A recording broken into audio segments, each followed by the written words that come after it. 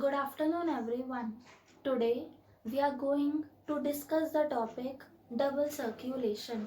As you know that in case of human being, double circulation is present. That is in our body. The heart passes twice through the heart. Okay, so double circulation is a circulation in which the blood passes through the heart twice. Now, let us talk about the mechanism of double circulation in detail. Suppose here I am making the heart. You know that in the human heart four chambers are present. Suppose here we are having the left atrium, then left ventricle, then right atrium, and then right ventricle. Clear? Lungs are here. Now just suppose you know that from the lungs the oxygenated blood will come to the left atrium, right? So from the lungs oxygenated blood will come to the left atrium like this, and the name of this blood vessel is pulmonary vein. Clear?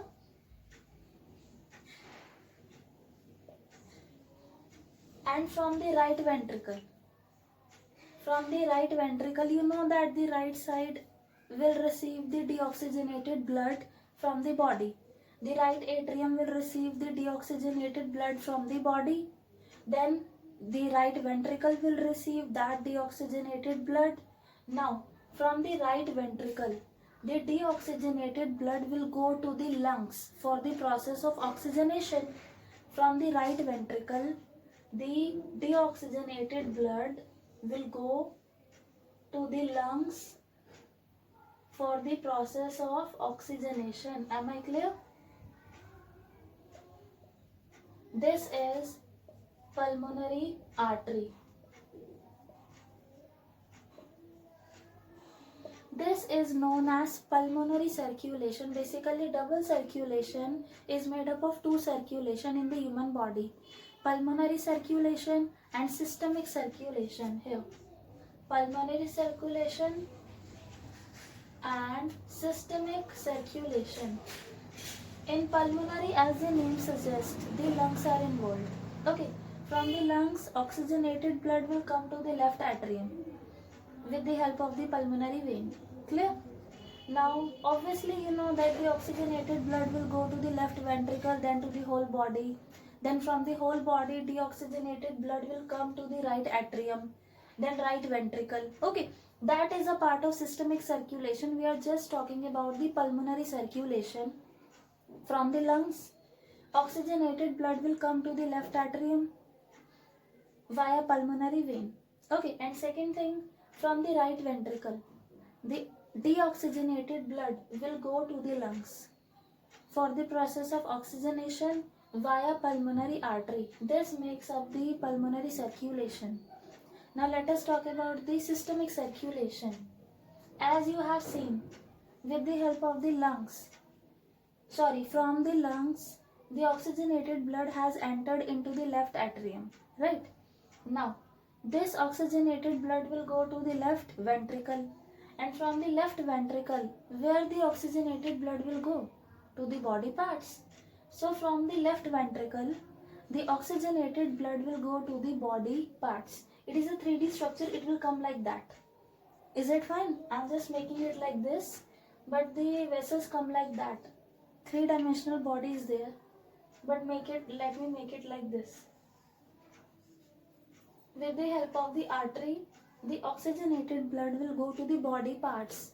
That is systemic circulation, where the body parts are involved. Okay, in pulmonary circulation, the lungs are involved.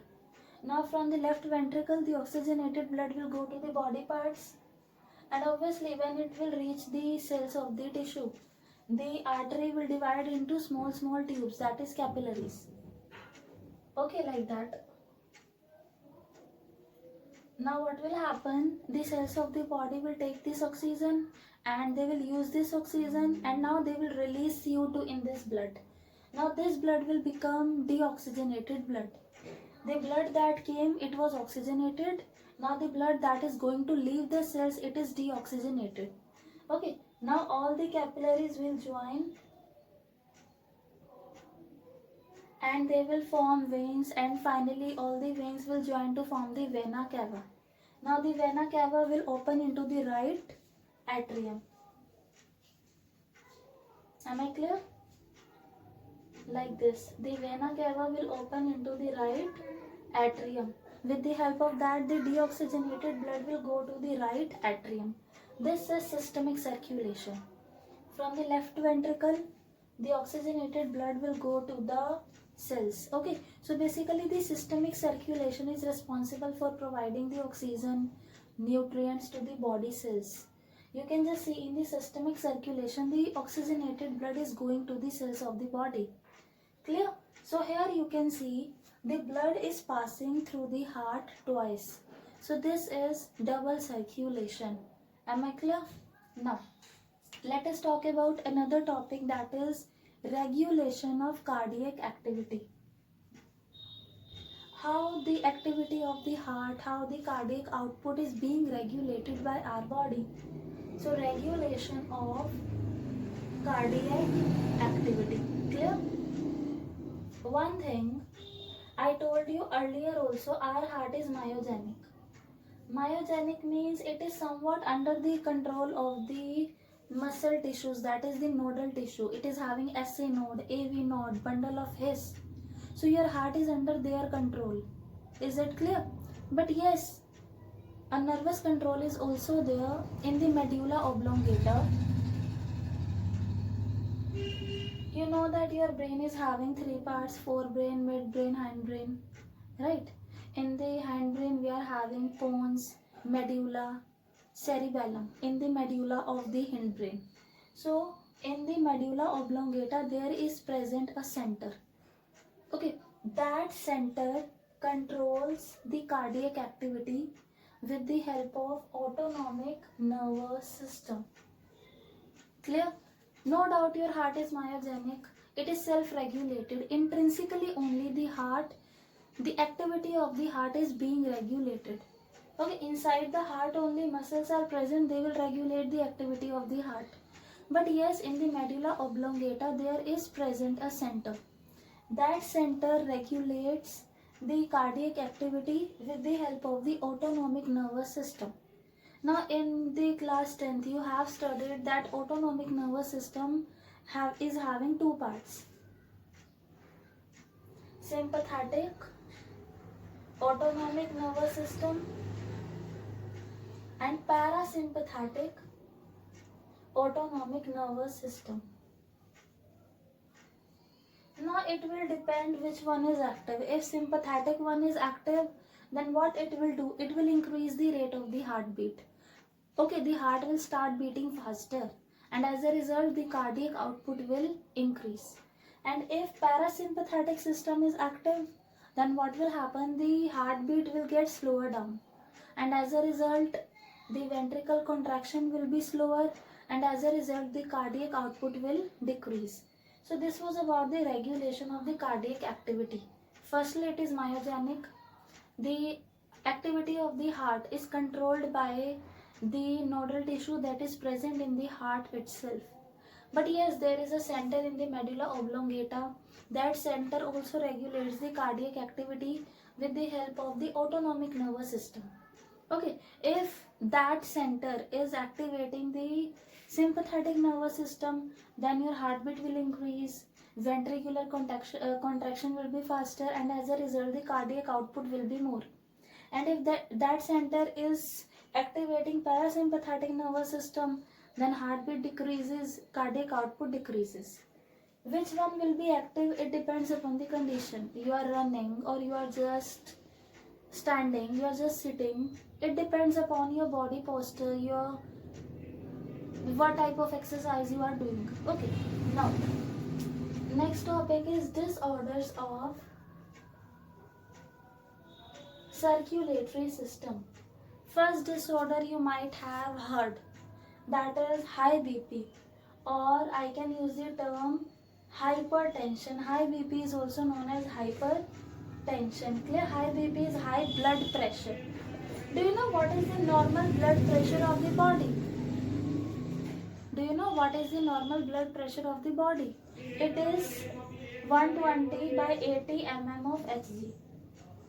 Clear? The normal blood pressure is 120 by 80 mm of Hg, where 120 is the systolic pressure during the time of the contraction and 80 is the diastolic pressure during the time of the relaxation. We have discussed that your heart contracts, relax, right? So the normal BP is this 120 by 80 mm of Hg. Now if your BP is more than that, like 140 by 90 or any other number, then this is known as the high BP or hypertension. And if this condition remains for a longer duration of the time, then it can affect your body organs like heart, kidney. Okay, it can cause various type of the heart diseases also. Now, second type of disorder of the heart is coronary artery disease. Its other name is atherosclerosis. Now what happens in that? You know that the blood vessels, they are taking the blood towards the heart. Obviously you can just see here, blood vessels are taking the blood towards the heart. Right? Now what happens sometimes, the blood vessel, suppose here is a blood vessel. Okay, this is the lumen of the blood vessel, the empty space where the blood will flow. Sometimes in this lumen there is deposition of cholesterol, fat, calcium ions. So now what happens is, suppose if the fat will deposit here, the lumen will become narrow and now the blood won't be able to flow properly. Okay, so in that case, when the blood is not able to flow properly due to the deposition of various kind of fat, cholesterol, calcium, ion, this situation arises. Okay, what happens basically in this situation, the blood supply to the heart is not proper. Why? Because as you can see, there is deposition of, there is accumulation of fat, cholesterol in the artery. Clear? Now, third disorder is angina. This is also known as angina pectoris. It can occur in any age group, but yes, elder people, they are more prone to angina attack. Now what happens in angina pectoris? Obviously you know that each and every cell of your body needs oxygen, right? Similarly, your heart also needs oxygen. So sometimes what happens, the flow of the blood is not adequate towards the heart due to any reason. And as a result, the amount of the oxygen available to the heart will be less. At that time, there will be chest pain. As you know that the heart is present in the thoracic cavity. So basically in angina, the amount of oxygen available to the heart muscle decreases. And as a result, there is acute chest pain. As you know that the heart is present in the thoracic cavity in the chest region. Clear? Now next disorder is heart failure. One thing, there is a difference between heart failure, heart attack and cardiac arrest. Cardiac arrest, let me talk about first. Cardiac arrest, the heart stops beating. The person will die instantaneously. Clear? In the cardiac arrest, the heart stops beating. What happens in the heart failure and heart attack? Again, these are two different terms. In heart failure, the heart fails to supply proper amount of blood to the body cells as needed by them. You know that what is the function of the heart? It is a pumping organ. It will transport the blood to the different parts of the body. So what happens in the heart failure? The heart is not able to supply the adequate amount of the blood to the body cells that is required by them. Clear? And in cardiac arrest, I told you the heart stops beating. While the third one, that is heart attack.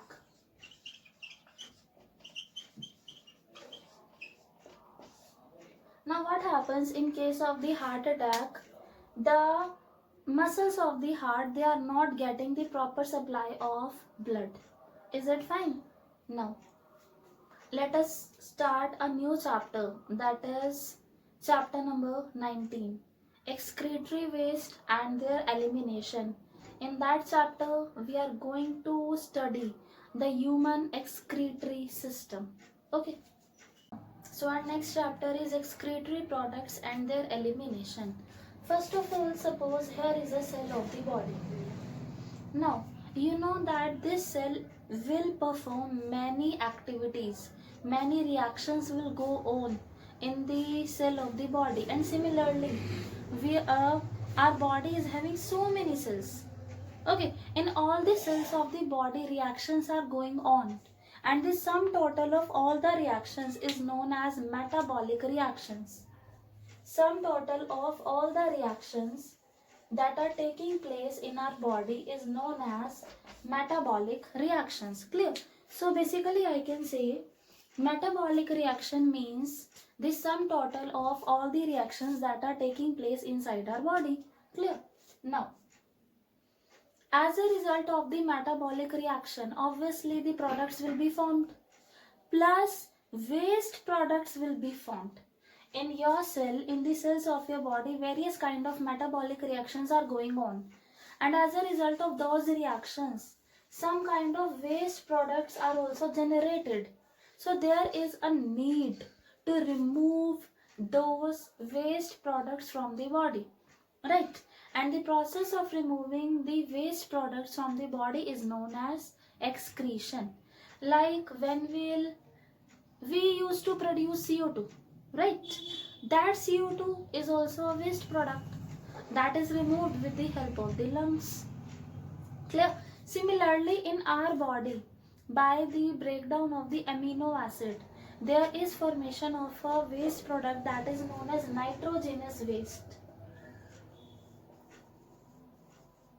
It contains nitrogen basically, and it is very harmful for the body. So there is a need for the removal of this nitrogenous waste. Clear? So now in this chapter we are going to study about that only, how these nitrogenous waste they are removed from the human body. First of all, let us have a look at the basic excretory waste materials that are produced in different organisms. Okay, there are some organisms, in them ammonia is formed as a waste product. Clear? In a few organisms, urea is excreted as a waste product, and in a few, uric acid is excreted. Actually, what happens? No doubt, I told you, in our body, the nitrogenous waste products they are formed by the breakdown of the amino acid in the liver. Suppose here the liver is present. Okay, in the liver, what will happen? Amino acid will be broken down, and as a result, these nitrogenous waste will be formed. And that formed nitrogenous waste is ammonia only. In my body also, that is ammonia only. Okay, but what happens to that ammonia? That ammonia undergoes urea cycle. That ammonia that is produced as a nitrogenous waste in the body of the human, it undergoes urea cycle, and now the ammonia changes into urea, and now whatever will be excreted by the kidney, that will be urea. Ammonia was produced initially in the liver by the breakdown of the amino acid, but later on that ammonia got converted into urea. Now you would be thinking, why a few organisms are excreting ammonia directly, but why in our body the ammonia is being converted into urea, and in a few other organisms it is converted into uric acid? Why is this so? It actually depends on the amount of the water available. Ammonia is highly toxic. It requires more water for its excretion. While if I talk about the urea, it requires less water. And uric acid, it requires least water. So if I talk about the fishes, aquatic fishes, okay, freshwater fishes, sorry, not aquatic, freshwater fishes, they live in the fresh water. They are having adequate supply of water. So they can directly excrete ammonia. So they are ammonotalic. So the freshwater fishes are ammonotalic. But if I talk about the human being, we are not having that much supply of water. Okay, we are having water, but we are not having that much supply of the water. The excretion of ammonia requires a lot of water that can't be afforded by our body. So that's why what our body has done. In our body, no doubt, ammonia was produced initially, but our body has changed that ammonia into the urea. Now, this urea is going to be excreted by the kidney. So, we are excreting urea. So, we are ureotalic. Clear? Now, if I talk about the birds, a few reptiles, especially those lives in the desert, they are having the least supply of water. They can't even afford to excrete urea. We used to excrete urea in our urine. Urea is there, right? And on an average, we used to excrete 1 to 1.5 liter of urine. 1 to 1.5 liter of bottle, you can imagine. But a few organisms are there, birds. They can't afford this much amount of the water also. So what they have done, they have shifted to another method. Now they used to excrete uric acid. They used to convert the ammonia into the uric acid. We are converting the ammonia into the urea. And some fishes are there, they are directly excreting they are directly excreting the ammonia. That is not possible in our case. We are converting the ammonia into the urea, and then we are excreting that urea. Some organisms like the birds, they can't even excrete urea. They can't even afford that much water to be excreted out. Okay, so they used to excrete uric acid.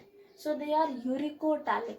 So on the basis of the excretory product, organisms are classified into three types: ammonotalic, ureotalic, uricotalic. Ammonotalic organisms are the organisms that excrete ammonia as a nitrogenous waste product. Its example is freshwater fishes. Ureotalic organisms are the organisms they excrete urea as the nitrogenous waste. And its example of ureotalic organisms is human being. Okay, and uricotalic organisms are the organisms they excrete uric acid as their nitrogenous waste product. Its example is reptiles, birds. Okay, now different organisms are having different excretory organ. Like if I talk about lower invertebrates, like its example, let me take the example of insects like cockroach. They are not having kidney like we are having. Okay, insects like cockroach, they are having Malpighian tubules for the process of excretion.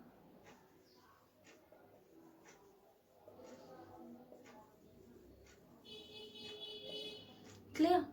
Now prawns, or I can say crustaceans, they are having green gland or antennal gland for the process of excretion. Clear? The members of the phylum Platyhelminth, they are having protonephridia or flame cells. The other name of protonephridia is flame cell.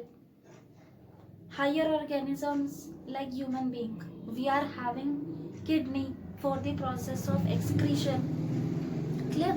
Now, if I talk about the function of the kidney, then in our body, obviously, kidneys help to remove the nitrogenous waste.